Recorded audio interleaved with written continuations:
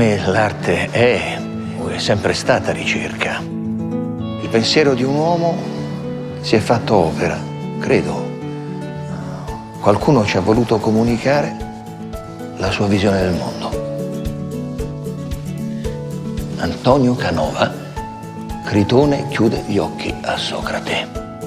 Le forme plastiche e la forza delle opere del Canova mi fanno pensare all'universo. Il pezzo che ho deciso di recitare è proprio l'apologia della morte di Socrate, di Platone. Socrate è colpevole di corrompere i giovani e di non credere negli dei in cui crede la città. Arte e recitazione tentano di contaminarsi quando, pur rimanendo due linguaggi differenti, concorrono per lo stesso fine comunicativo. Nessuno conosce la morte.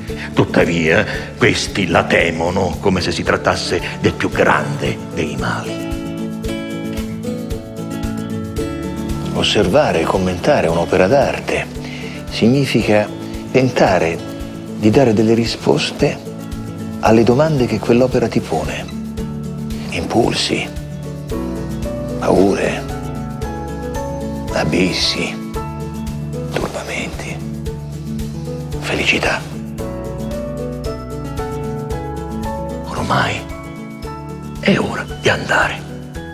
Per me alla morte e per voi alla vita. Chi poi di noi si incammini verso la meta migliore è ignoto a tutti, tranne che al Dio. E se tu dovessi raccontare, scegliere, proporre un'opera d'arte di Gallerie d'Italia, come la interpreteresti?